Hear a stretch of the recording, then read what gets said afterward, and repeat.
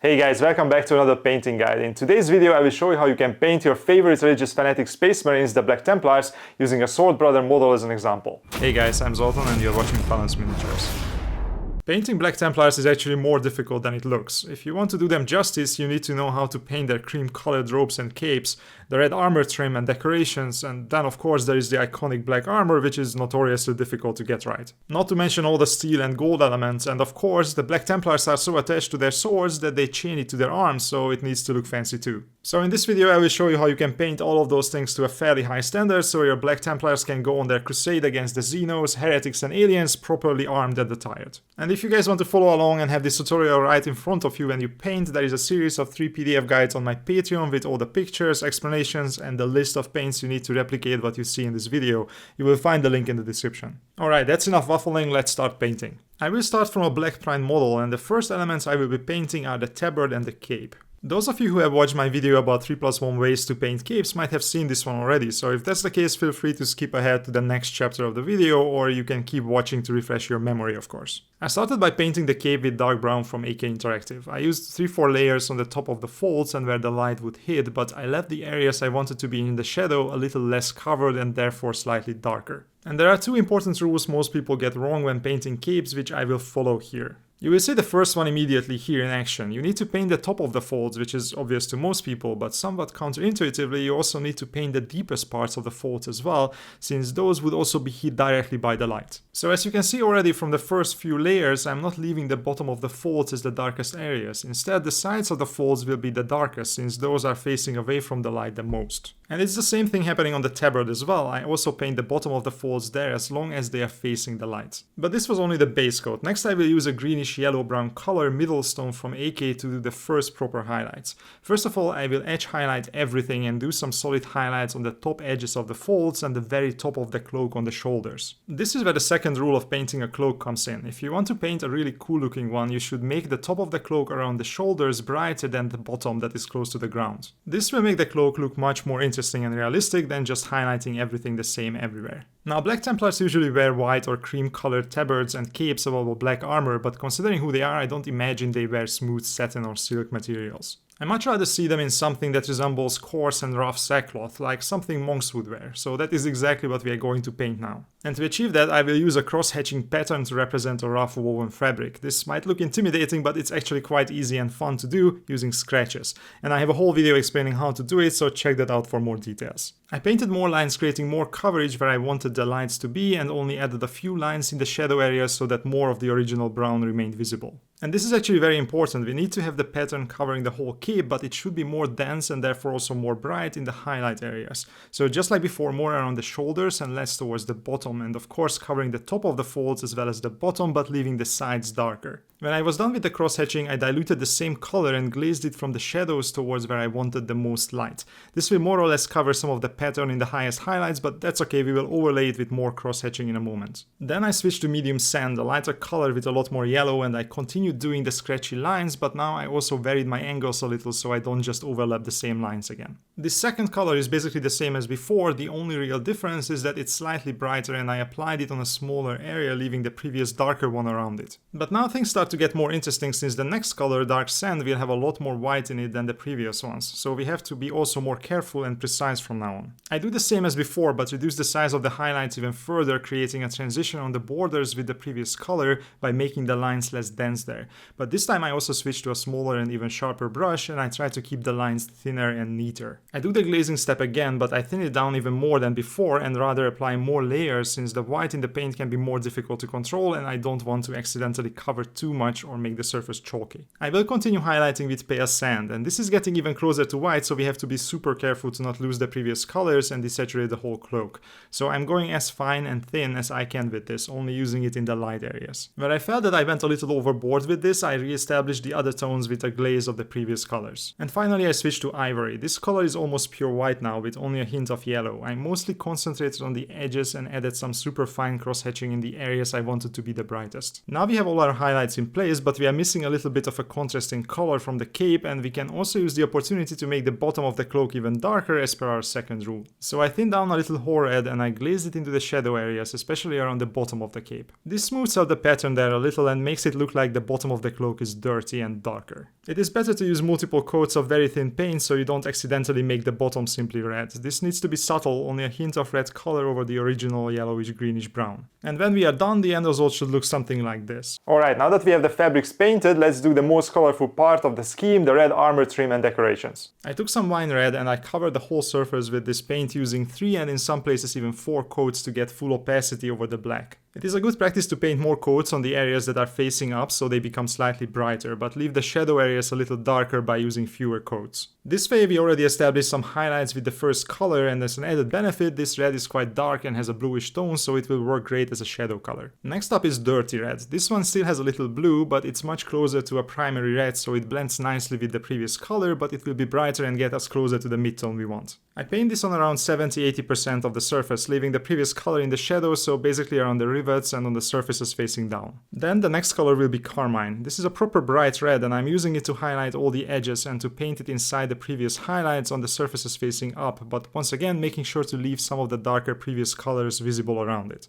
And now we need to decide if we want to move towards highlighting with white or with orange, and on a model that otherwise doesn't have a lot of colors, I will definitely go with orange. So I continue the highlights with sun red, which is a very orangish red color, but I reduce the size of my highlights quite a bit in this step. I only paint the edges that are directly facing the light, I dot all the rivets, and I create much smaller highlights inside the previous ones on the larger surfaces. Now we only need the final touches using deep orange, focusing only on painting all the edges so the red elements look nice and defined. I try to make the edge highlights here as thin and neat as possible and only paint the edges that would be hit by the light the most. Depending on how bright everything else will get on the model, it's possible to go even one step further and highlight more with an orange that has a little white in it, but for now this was bright enough for me. So with that done, it's time to do the most important and probably the most difficult bit on a Black Templar model, the black armor. Since the black base coat was already established with the primer, I started immediately with the highlighting using anthracite grey. I used this bluish grey color to place all the highlights on the armor. I painted every single edge and I established volumetric highlights on everything else, imagining that the light is coming from above the left shoulder of the model. The difficulty in highlighting black is to make it detailed enough with highlights, but at the same time to not go overboard to the point where it doesn't look black anymore. But at this stage it's better to go bigger with the highlights in my opinion, since later it's quite easy to knock it back with some thin down black glazes, but making the highlights bigger later is more difficult. Next I switched to dark blue-grey, and with this brighter version of the same color I only needed to follow the map I had made with the anthracite grey. I painted it inside the previous highlights but on a smaller surface, and I used it to highlight only the edges that were facing the light. I also used it to make some scratches and scuff marks all around the armor to make it more detailed and visually interesting. Once again, it's better to go a little more bright and crazy with the highlights than what you would think reasonable. It might look too bright now, but once you paint in the much brighter metal elements around it, this will look much more dark and muted in comparison. And if that's not the case, you can just add a couple of thin glazes of black to knock it back to where you want it to be. Okay, time for the final highlights. With pale blue I only painted the edges and corners that were facing up and to the left. I use my usual trick of imagining that the light is coming from above the left shoulder of the model. Because of this, the right side of the model should be darker since the light is coming from above the left shoulder. This might seem weird, but this allows us to create some contrast between the left side and the right side, as well as the top and the bottom of the model, which will lead to a much better looking end result. I made these edge highlights as thin as I can make them using a small brush. You can always be a little more sloppy and loose with your first couple of highlights, but the last ones need to be thin and crisp if you want the model to look well defined and neat. Okay, this looks pretty good, but before we call the black armor finished, we need to spice it up a little. I took some whole red again and I glazed it very thin down on the surfaces that were either facing down towards the ground or were quite close to the ground.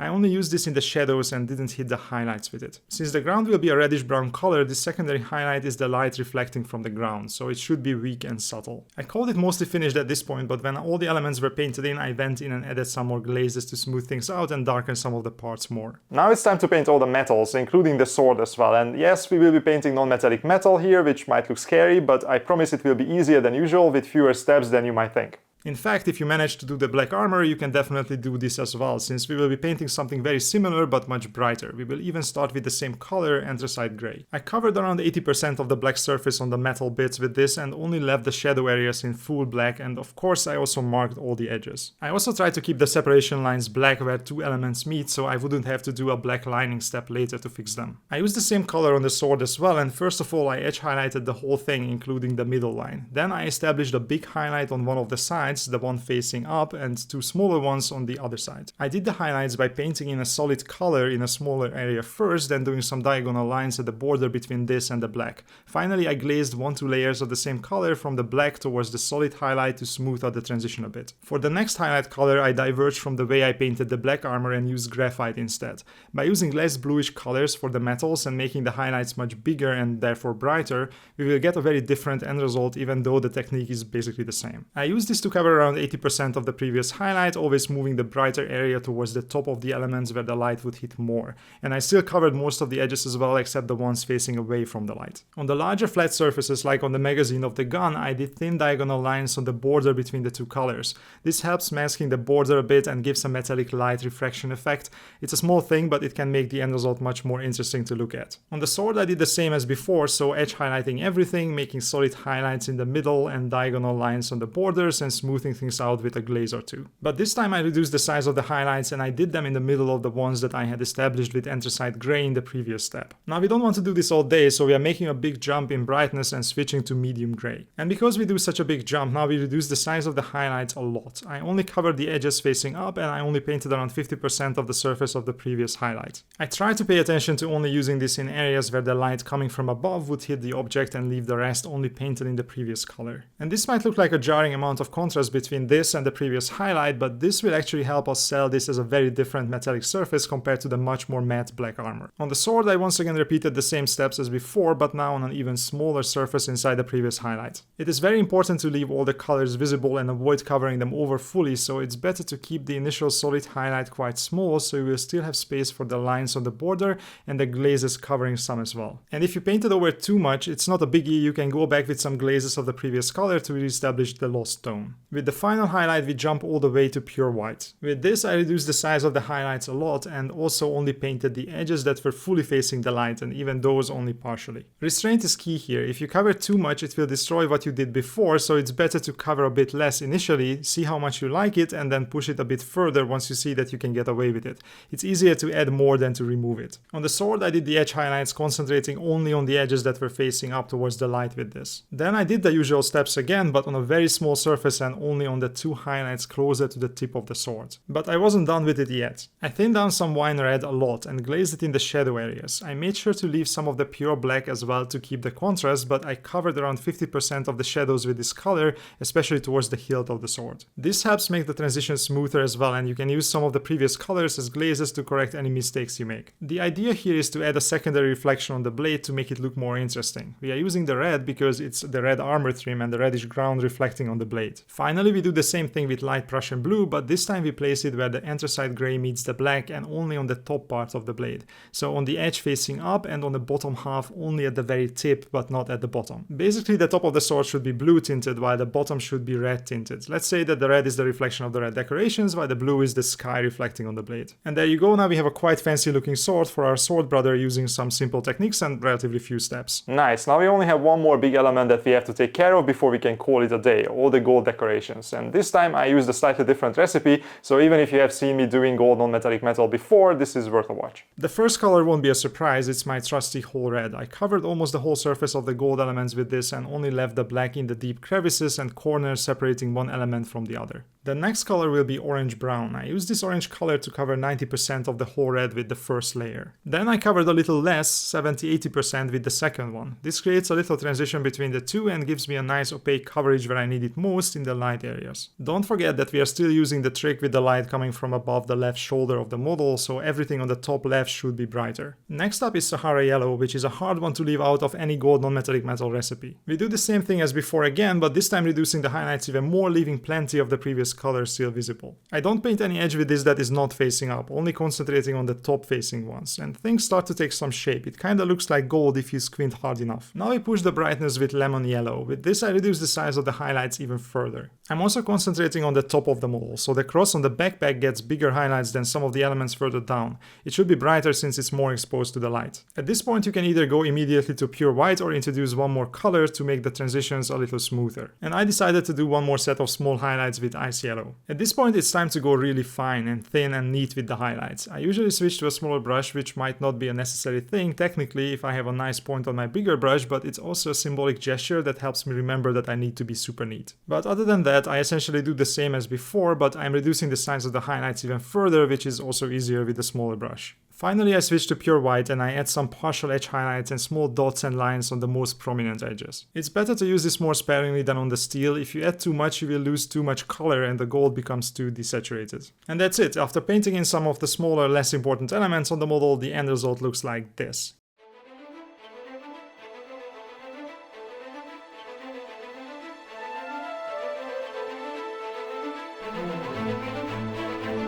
I think he looks quite cool, and if you are the enemy of the Emperor, you should try to find a hole and hide in it, but he will find you and smite you anyway. And with that, we reached the end of this tutorial. I hope you guys found it useful. If you use it to paint your own models, I would love to see them, so don't hesitate to tag me on Instagram if you post them. And before I sign off, as usual, I wanted to thank my Patreon members for their support. They are the ones who make this channel possible, especially the ones in the captain level. Thank you guys. See you in the next one.